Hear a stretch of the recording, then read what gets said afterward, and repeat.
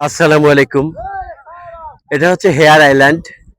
এনারা সাগর থেকে মাছ ধরে আসছেন, এখন জালগুলো গুছাচ্ছে। এরকম জাল দিয়ে মাছ ধরা আমরা খুব কমই দেখেছি। মাছের গন্ধ পাচ্ছি আমরা, মাছ নেই। সাগরে গিয়েছিল, সাগর থেকে আসছে।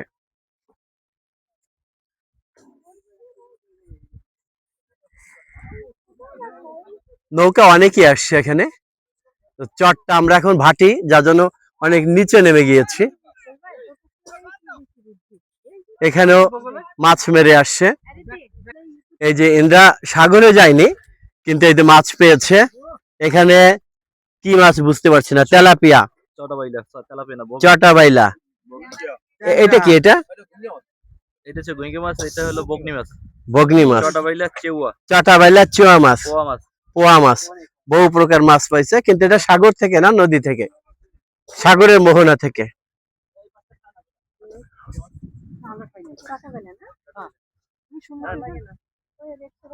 আজকে হচ্ছে সকাল, আজকে 26শে ডিসেম্বর সকালবেলা। এখন আমরা হেয়ার আইল্যান্ড থেকে যাব হচ্ছে সোনারচর।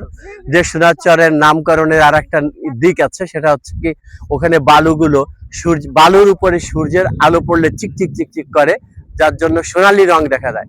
এই জন্য ওটার নাম নাকি হয়েছে সোনারচর। তো যাই হোক, এই আমরা আজকে এখান থেকে বিদায় নিয়ে যাচ্ছি। বিদায় ঠিক না, আমরা আবার আসবো সোনারচর থেকে হেয়ার আইল্যান্ডে। এখন আমরা হেয়ার আইল্যান্ডের গুণাবলীর মধ্যে অনেক কিছুই আছে, যেমন এখানে সাথেই মোহনা সাগরের, এবং এর 3 দিক হচ্ছে নদী, আর দক্ষিণ দিক হচ্ছে বঙ্গোপসাগর। এই আমার মামা। এদিকে ঝাউবন, কুয়াকাটায় ঝাউবন নাই, কিন্তু এই ঝাউবনের ওর ভেতরেই আবার আমরা তাঁবুটা নিয়ে ছিলাম। আজকে আমরা সোনারচর থেকে আবার আসব, এসে এখানেও রাত্রি যাপন করব। আগামীকাল শনিবার ঢাকার উদ্দেশ্যে চরমন্তাজ যাব। এখান থেকে চরমন্তাজ থেকে লঞ্চে চলে যাব। এটা সাগরের দিকে দেখাই, সাগর। এ হচ্ছে আমাদের ভাই। হ্যাঁ, কি দেখা, কি দেখা? ও, ওই যে সোনারচর চোখে দেখা যায় না, কিন্তু বোঝা যায় যে ওখানে গাছগাছালি আছে। চর তাপসী। ওই চর তাপসীর আর একটা কথা আছে ওখানে, ওই যে গাছগুলো আছে সেগুলো একেবারে পানির সাথে মিশে আছে, মনে হয় যেন একটা তাপসী, অর্থাৎ ধ্যানে আছে গাছগুলো। সেই জন্য ওটার নাম মনে হয় তাপসী দেওয়া হয়েছে, আমার মনে হয়। একটা কাক আমাদের সাথে আসছে, দেখি উনি কি করতে চান। উনিও এখানে সি বিচে আসছেন। সেই প্রজন্ম আর এই প্রজন্ম। আর না চাচ্ছ, কি হাসি!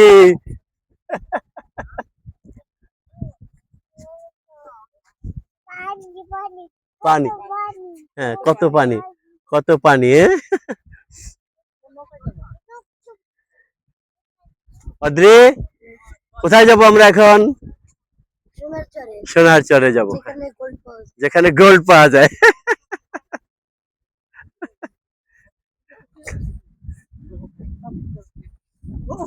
এখানে সব আমাদের লোক।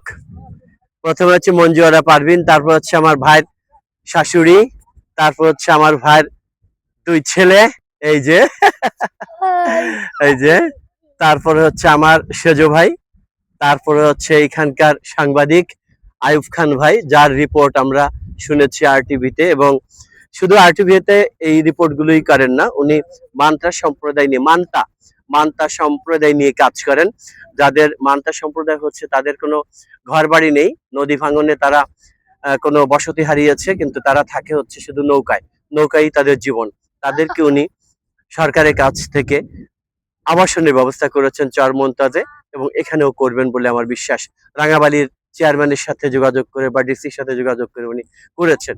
এই সেই আইয়ুব খান ভাই, যাকে আমরা চিনে রাখি, অনেক ভালো মানুষ। আমরা, আমাদেরকে এই 2 দিন উনি অনেক সময় দিয়েছেন।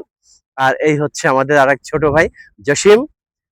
তারপরে হচ্ছে আমাদের আমার ছোট ভাই শ্যালক বাবু। আর এই হচ্ছে আমার ছোট ভাই, এই হচ্ছে এ হচ্ছে মুক্তা।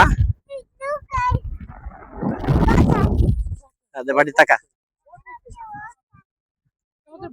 আমরা এখন এই চর হেয়ার বা হেয়ার আইল্যান্ড থেকে বিদায় নিচ্ছি, অর্থাৎ আমরা এখন চলে যাচ্ছি সোনার চরে।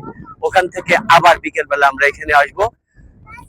চর হেয়ার আপনারা আসবেন, এই হেয়ার আইল্যান্ডে আসলে অত্যন্ত সুন্দর দেখতে সিনারি। বিদায় নিচ্ছি, আমি রবিউল মাশরাফি।